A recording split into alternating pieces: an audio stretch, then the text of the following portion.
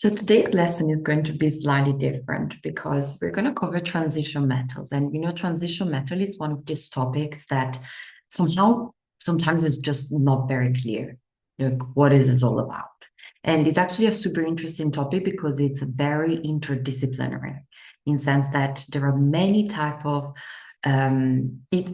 And if you notice, it's one of the topic that it's done at the very end of the year, isn't it? Because in order to understand this and also being able to apply to exam question, you must have so much knowledge, yeah, of bonding, charge density, all of this concept of attraction between, the bonding in general. Redox reaction, acid and base reaction. Okay, that's why today the goal is to cover a little bit the notes in a way that hopefully will make it very easy for you to study it independently, and hopefully it will give you a better understanding of this whole topic. Okay, and the other challenge with transition metals is remembering the colors. Okay, I know this is always difficult because, like, okay, there is not much logic behind it. But what we're going to do, we're going to have a look at all of the reactions of the transition metals that you need to know. And we're going to try to understand it a little bit better. And hopefully this will help with with the memory. And then, yeah, the colors. I know it's something a bit difficult, but again, we're going to explain it in a way that hopefully would be a little bit easier to digest it after, okay? And for that, I prepared for all of you on the Google Classroom. So for all of the different exam boards, I've prepared a summary where you have a nice, just a summary. I'm going to open the OCR one just to show you an example of all of the colors that you need to know. And I want to show you many different type of notes today where you can really see how also you can make your own revision cards, to the exam. And now it's still okay to do some notes, even if you're so close to the exam, because those are very concise topics that require memory. So I think it's very useful to make some keynotes. Okay. What I want to highlight, yeah, when like in these specific notes, it's how colors sometimes can make sense because, for example, iron 2 plus will always be kind of greenish. Iron 3 plus will always be kind of brown. So if you try to interpret it in this way, then the changes in color and the changes in observation, so from solution to precipitate, for example, it would be much easier to remember, okay?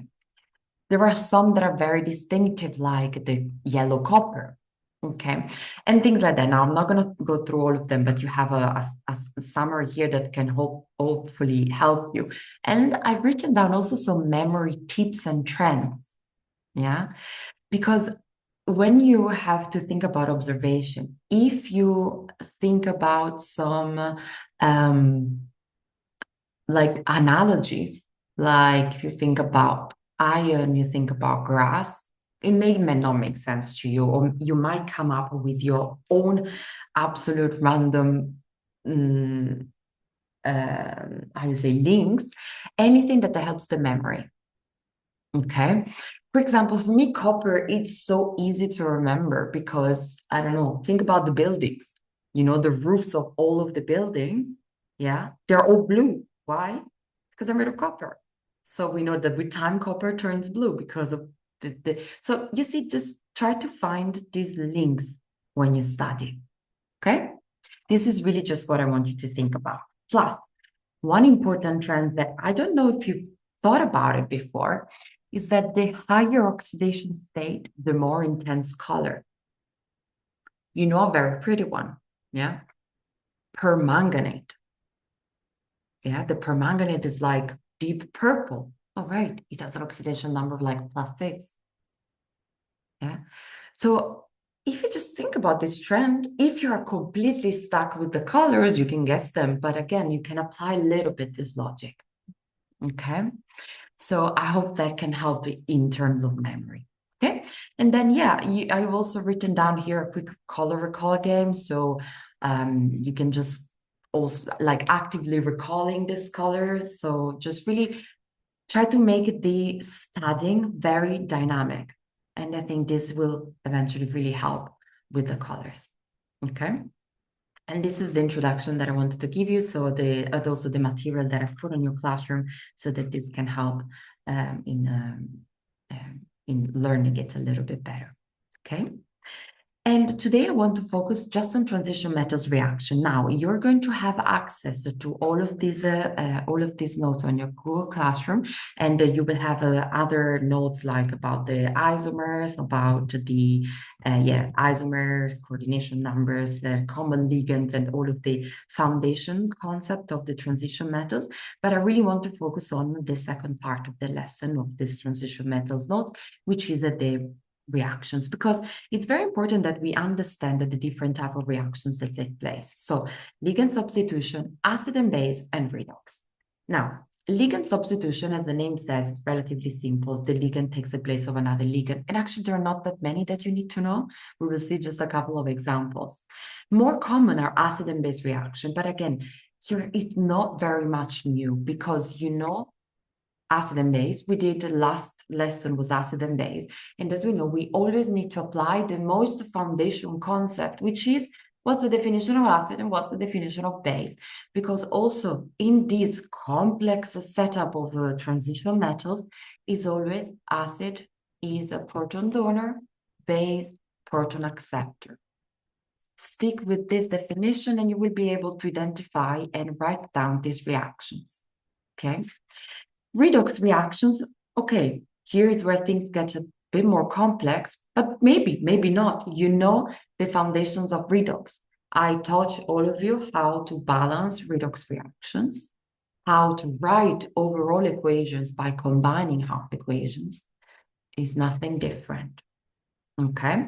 And I don't think it's too much memory involved because very often in the exam paper, you're going to be given the electrochemical series. In some exercises here and there, you will have transition metals there. If you have a transition metal question, scroll through your paper and see if you have an electrochemical series that reports that transition metal, okay? Otherwise, of course, there are some common changes in oxidation number that we should know, but also, I will show you some example. And here, I know it's a lot of me talking, but the thing that I want to unlock in your mind today is the interlinks between topics, yeah, and how this will really make you or give you the ability to apply all of this, okay? I hope it makes sense. Now, I want to show you a way in which I've designed these notes. And I hope you can take this as inspiration of how to make your own notes, because this can also be a very satisfying way to study. Yeah, because I want to show you how, first of all, we will analyze the reactions, but also look how nicely we can make these notes very colored and use your visual memory for topics like this. Okay, it will be fundamental. Okay, and I want to take a moment to talk about some key things by looking at these two very simple flow diagrams, because iron, it doesn't have the most extensive reactivity in terms of transition metal, right? What I want to show you is a couple of things that can help your memory. One is that iron, it's always kind of like iron 2 plus is always kind of gray, iron 3 plus is always kind of brown, which means that also in the solution and in the precipitate form, they will have similar color. And this can really help when you have to stay on observation, okay? Then I want you to notice how this reaction, both with ammonia and both with hydroxide ion, is an acid and base reaction.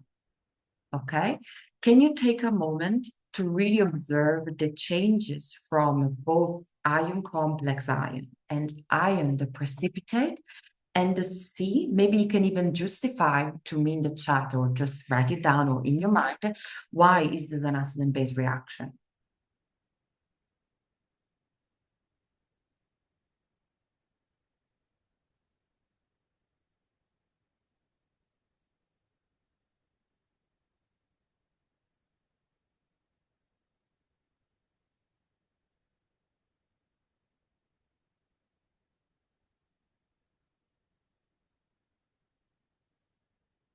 There is a formation of water. Yes, very good. And Of course, yeah, water will be formed, and that's why the equations are not balanced, right? Which means that if you want to practice, please write down the full equation with like all balanced, okay? But it's very important that you notice something. Let me maybe color the pen. Oh. Do you remember what is the, no, sorry, okay, this thing is not working.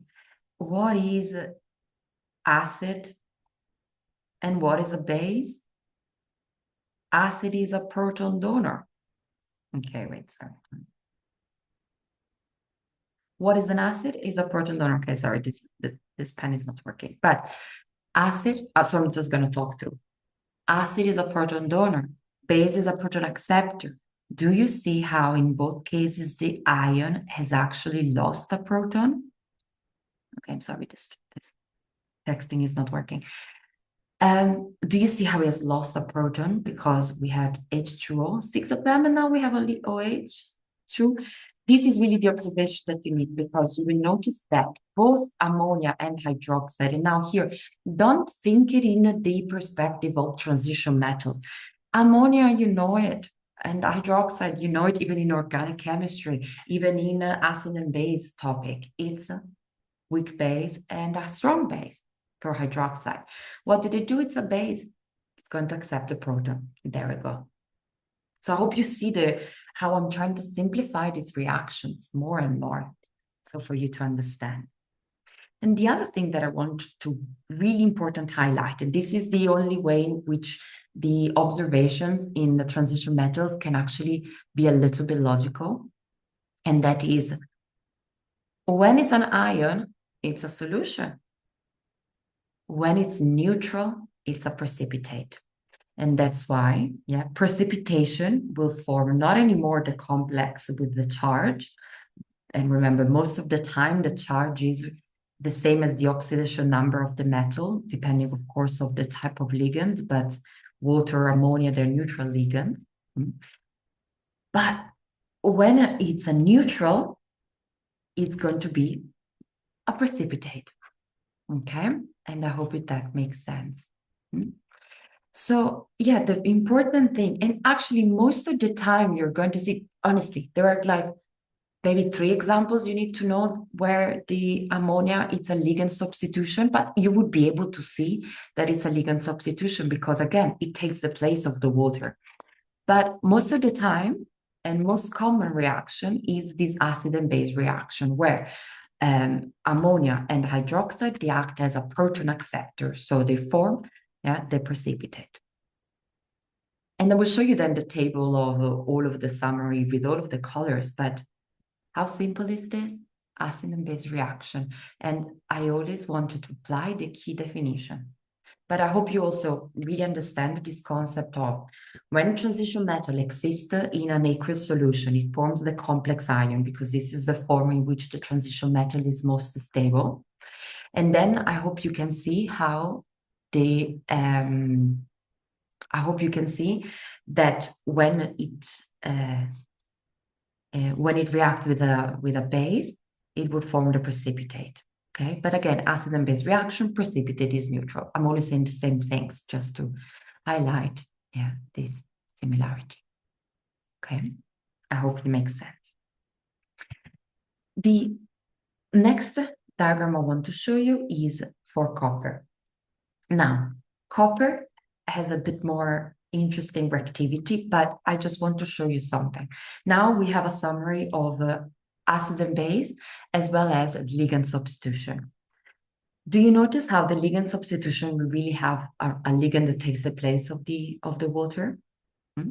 And I like to show it in this specific structure because apart that you can have a very visual in terms of color changes, but also you see how the reactions are actually so interlinked. So the reactions are so interlinked because notice how with the copper, yeah, if you have dropwise addition of the ammonia and the hydroxide, we have an acid and base reaction. But now copper has a bit more extensive reactivity compared to iron, which means that it would be able to undergo the ligand substitution with ammonia. Okay, this is just the type of connection that I want you to do when you draw this type of diagrams. Okay, and don't worry, we will talk a little bit more about what happens with the chlorine. Okay, but in another context. For now, I want to show you how these ligand substitution and acid and base reaction, by fully understanding their meaning, you can really interpret properly these reactions, and even being able to write them down, because what are going to be exam questions? Write the reaction of things like that. Okay. Okay, and here you have a summary of all of the others. Chromium reacts quite similarly, yeah, to copper, but I'd rather you have a bit of time to go through this one. Cobalt have a similar activity because I want to focus on other things, okay? The important concept that I want to highlight is ammonia. Ammonia can react as a ligand, as a base. The key thing that you will need to remember, and these are going to be key information that you're going to get in the question, when ammonia is going to be in excess or droplet. These are the tricky words that you really need to identify, because if ammonia is in excess, it's most likely to react as a ligand. When it's droplet, it's going to react as a base. Okay? And as you can see, you have a summary table here where all of the metal ions you need to know, they do react in this acid and base reaction. And it would form the precipitate. Again, you don't need to remember this. You can always figure out the precipitate, because the precipitate is just the neutral, okay? And remember that it's allowed to write it in both cases of the, oh, no, is allowed, basically you can write it as just the like hydroxide form, or still the with the water ligands as well. As long as you show that it's neutral, is the precipitate. I hope I'm giving you the logic of it and simplifying it. And then notice that copper and cobalt can react further in the ligand substitution, okay? But we're gonna get into that. I just want you to have very clear, ammonia can be a ligand and can be a base. Actually, we didn't talk about the key things of transition metals, but do you remember the definition of ligand and why can ammonia react as a ligand? Can you take a moment to think about that?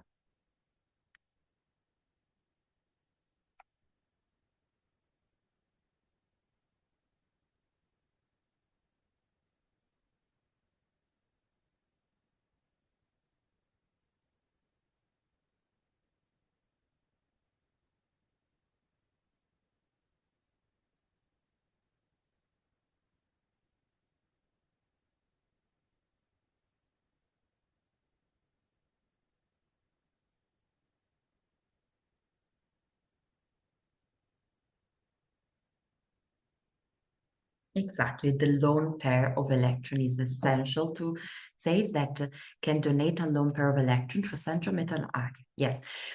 Dative bond, by the way, is so, of course, we learn the donating a pair of electron as a dative covalent bond. But in context of transition metals, we want to call it coordinate bond. Okay, this is one highlighting thing to do. So, and very important to use the appropriate terms for this. Okay. Okay.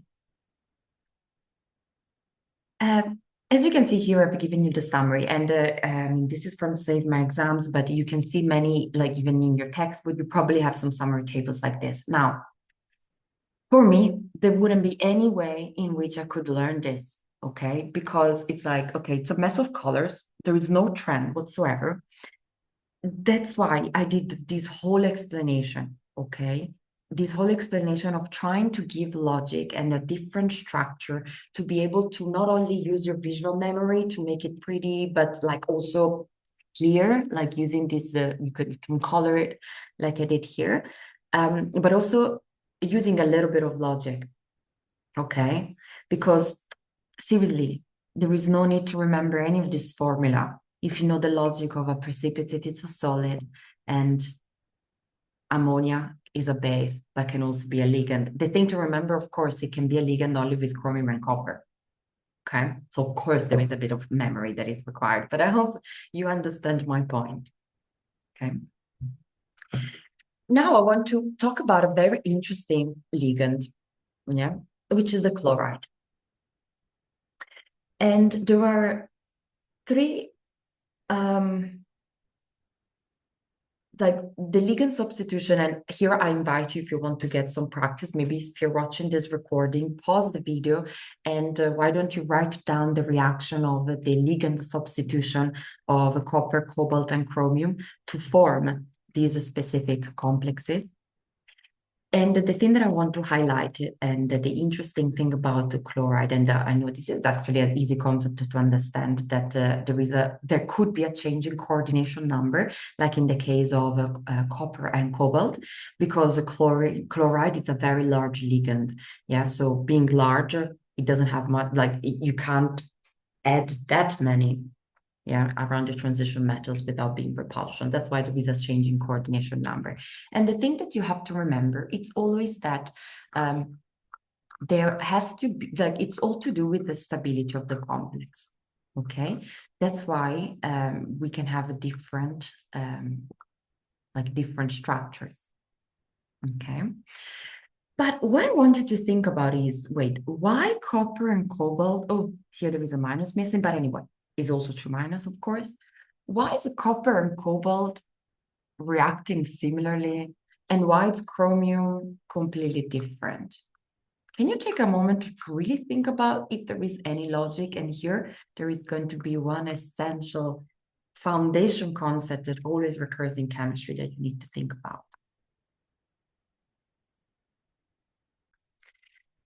I know it's a very complex concept. Like, you will see how simple this is once I tell you. If you think about why some transition metals may react similarly and some others may react completely different, you know what? What do you notice that they have similar copper and cobalt? They have the same oxidation state. While chromium has a higher charge density because it has a 3 plus.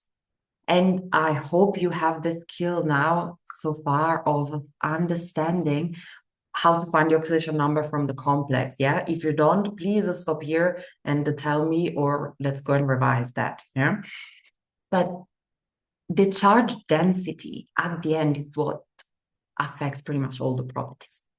Okay, it's much more complex with transition metals because we're looking at the d orbitals. The d orbitals can be filled in different ways when the ligand it's involved. We know that we have the splitting of the d orbitals, and they can have different energies, and this is what determines pretty much all of the different properties and even visual properties of the transition metals. Okay, but now look at how kind of simple this is, and this will be an amazing suggest question, like, oh, why do they have similar activity, or why is it different? There is, one second, let me check what I have after. Okay, actually here I give you one thing that I really, really want you to think about is, thanks for writing down at the, one second, I will be back in a second.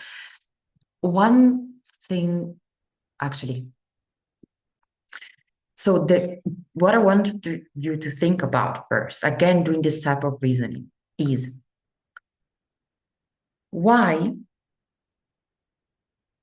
copper, cobalt, these ligands exchange, remember, we're talking about equilibrium reactions. Why is more easily reversed, or better, why is it kinetically more favorable compared to chromium 3 plus?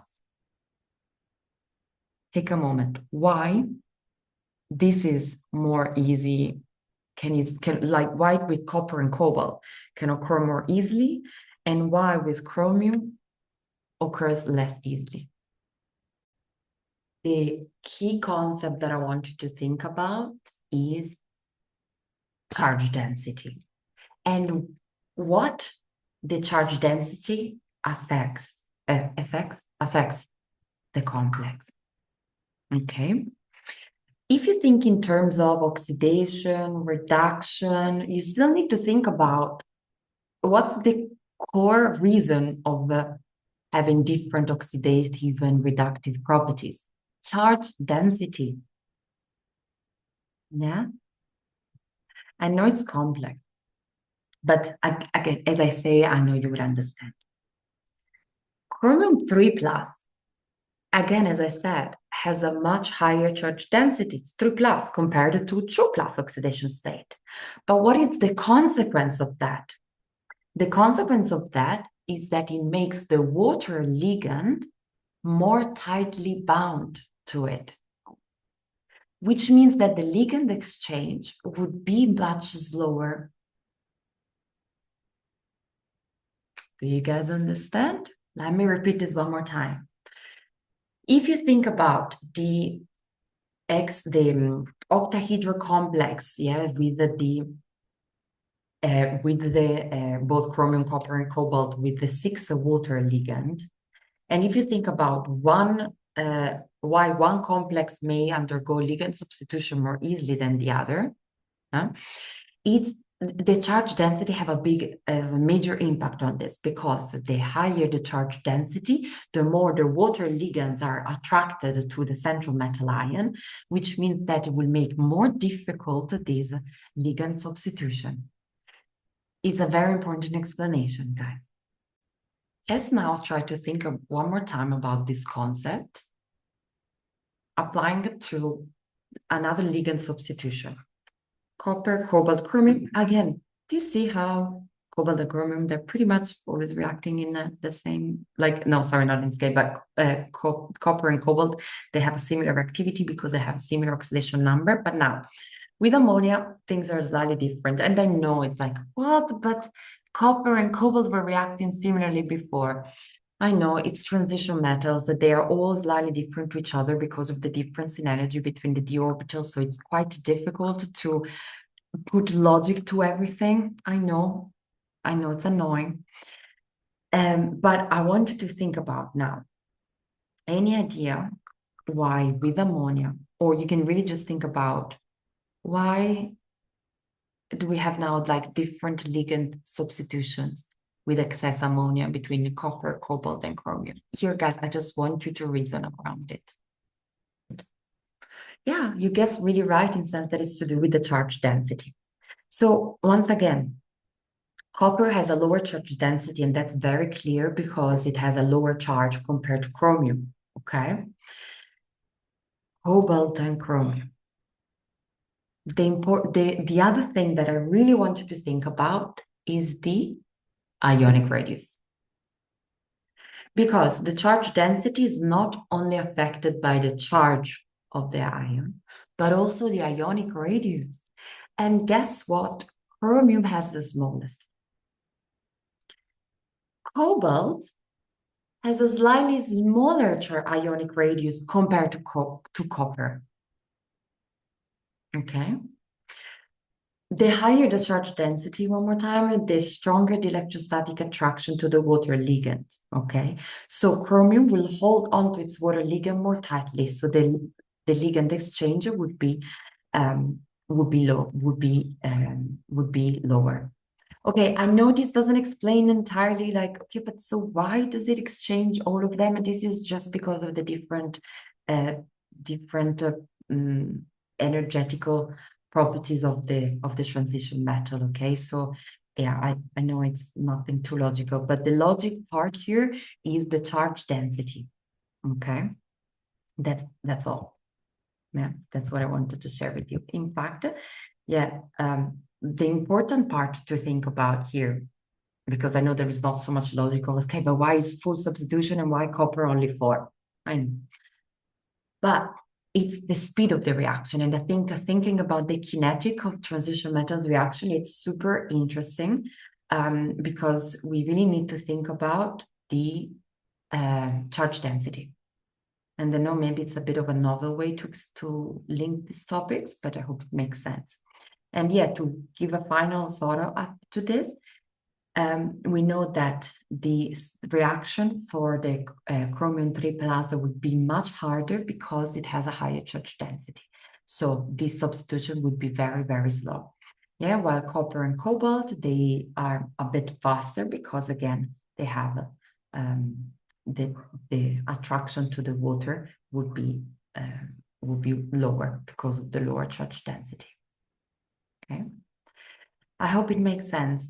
Yeah. And I know this is all quite complex in terms of application, but I hope this logic will help you answer some questions in the exam that you might not be completely familiar with, or this would help you linking some topics together, or give some better explanation, or answer these suggest questions.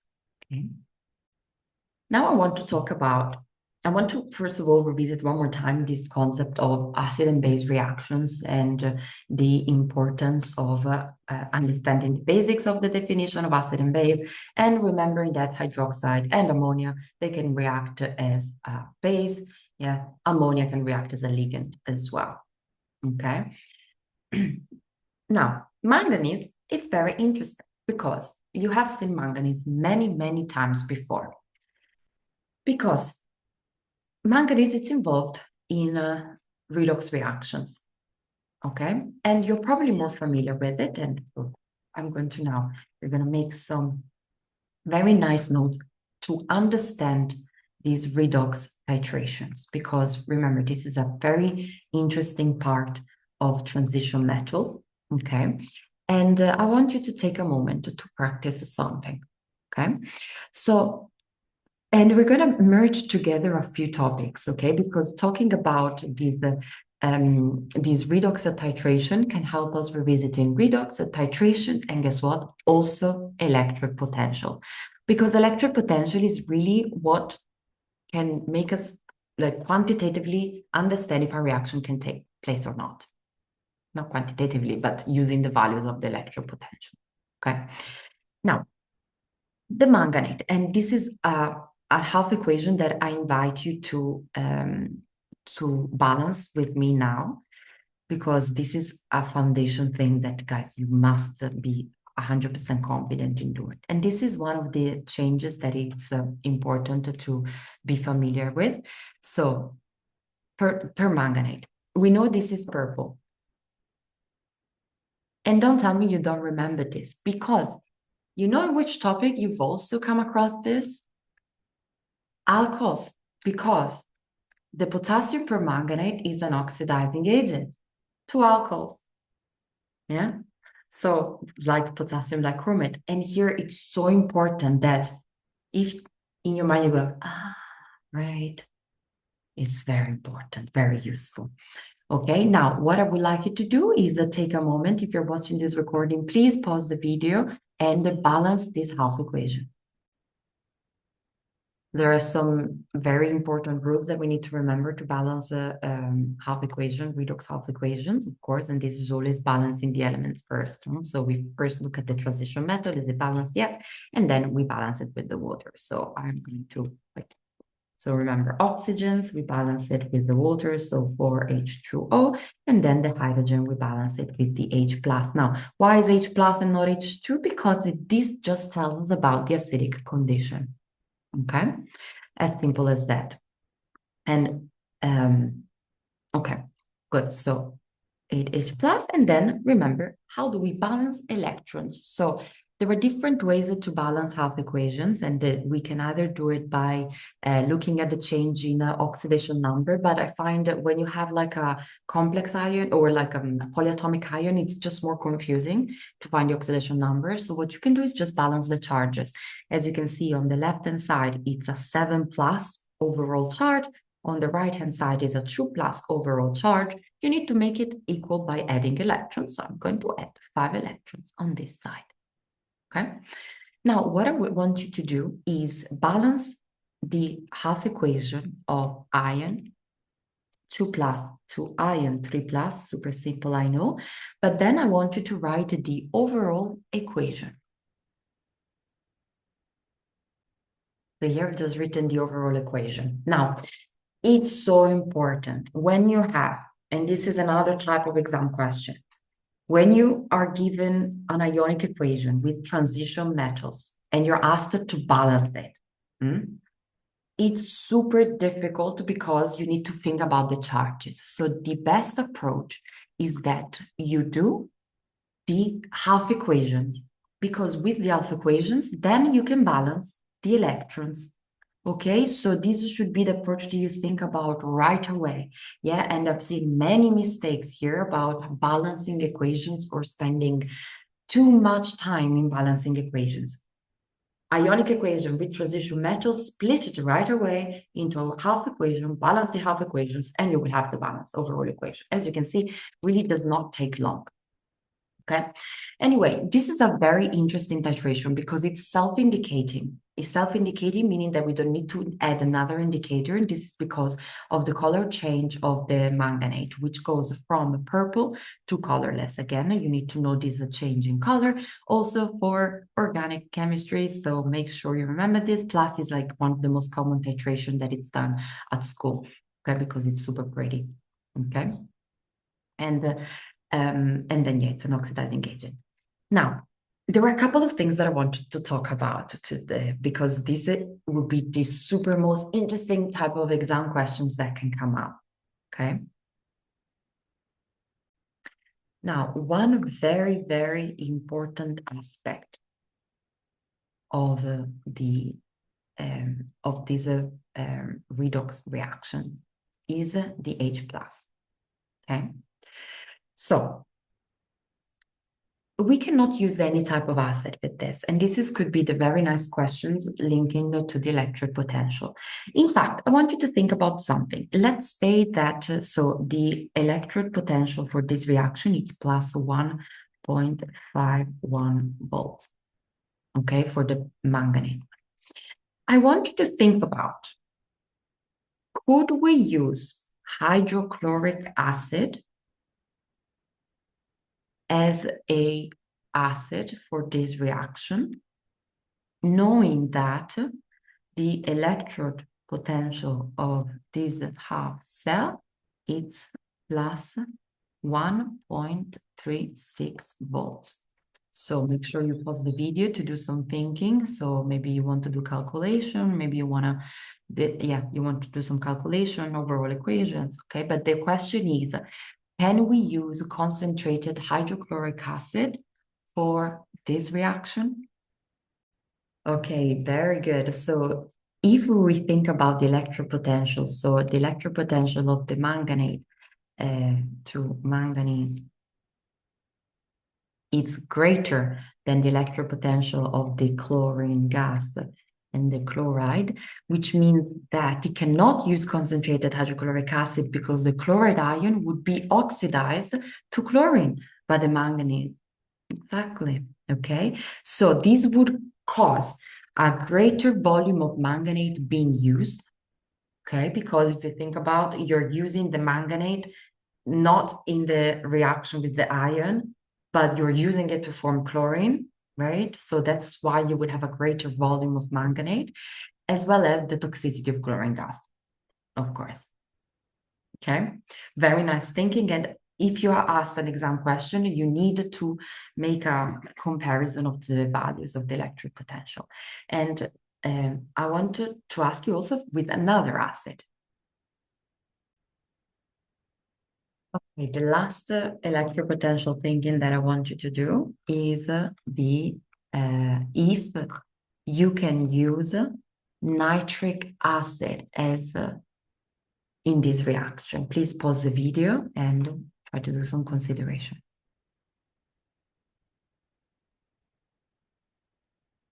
These type of questions, by the way, can come up as you have, and I've seen it pretty much in every paper or in every exam, but guys, it's super important, where you have the list, of the reduction potential, and you could have questions like explain why you can't use this compared to that, or finding like multi-steps reactions, always thinking about the relationship between the values and what can be oxidized and reduced.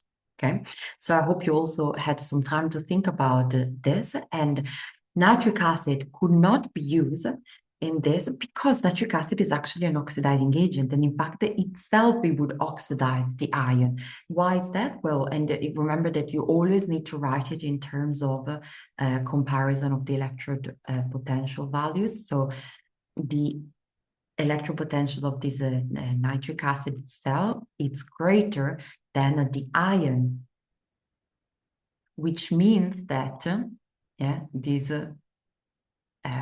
like it cannot, like it would be it would oxidize ion 2 plus to ion 3 plus. But again, what is the consequence of this in the titration? And this is something that could be difficult to get. The consequence of the titration would be that you would have a smaller volume of manganate being used. So, okay, I really wanted to listen carefully to this because it could be a big titration question. Calculation of titration is probably the easiest part of it now. Then you have to think about the acid, the one that it's used, but then you have to think about state the effect of using nitric acid in the titer. You have to think about it. So I know it can be difficult structured this way, but you always need to think about the really chemical effect that it would have. So when we talk about the hydrochloric acid, it would be a greater volume of the manganate used. Yeah, because it would use more volume because also the manganate reacts with it. So the titer would be much greater. But with the nitric acid, it would be a smaller volume of the manganate that it's used. Yeah, because the ion is also oxidized by the nitric acid. I hope that makes sense. And this is a mark, very easy to lose.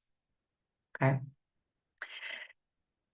Considering that this is the manganate redox titration, I just wanted to talk about one more thing to finish off, and that is the color change. So in this titration, okay, with the manganese, we need to think about how do we observe it? Because just think in terms of titration. No, we have normally we look at the color change and either the, for example, we like just think about it. Permanganate, so MnO4 minus, it's purple.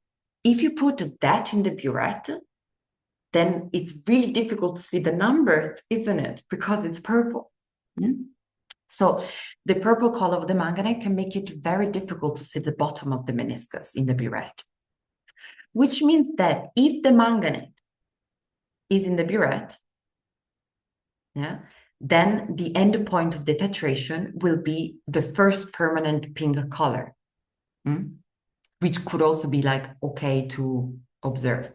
So if you have the manganate in the burette and you have the ion solution in the conical flask, then the end point of titration will be the moment that you have in the conical flask the excess permanganate. So the first moment it would become purple.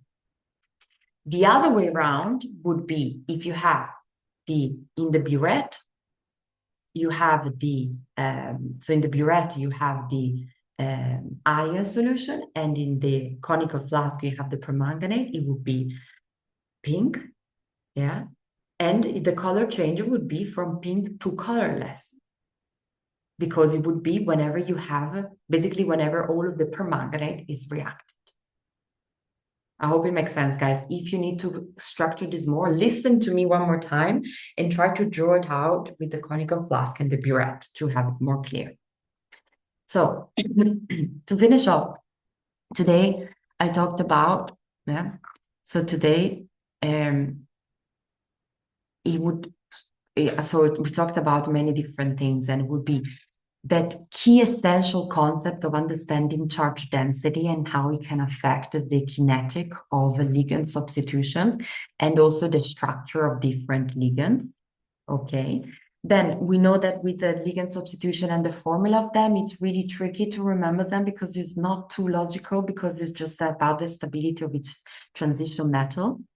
Okay, but I also talked about different ways in which we can put logic into this reaction. So really think about this key concept of acid and base reaction and understanding how we go from a solution to a precipitate just by making it neutral. And I hope this will clarify all of that. And I know with colors it can be tricky, but I just want you to notice the similarities of the solution and the precipitate, so that hopefully this will make it a bit easier to remember. Like iron is just green, iron 2 plus is just brown, copper is just blue, and hopefully this would simplify learning complex color like this. And I invite you to look at all of the notes that I put in your Google Classroom, because you would have many more hints on how to remember all of the colors. You will have many other redox reactions that you can analyze. And I hope today was a good overview of seeing how many different topics can be linked together, and seeing, yeah, what a multi-interdisciplinary subject transition metal is. So I hope you enjoyed the lesson. If you have any questions, because I'm sure there will be, please send them over to me. And thanks for today, everyone. Okay, stop the recording. Thank you. I know it was difficult, so please take your time to review all of this. And I know it was probably not what you expected, no exam questions, but everything will be in the classroom tomorrow afternoon so that you can study this topic independently. Thank you.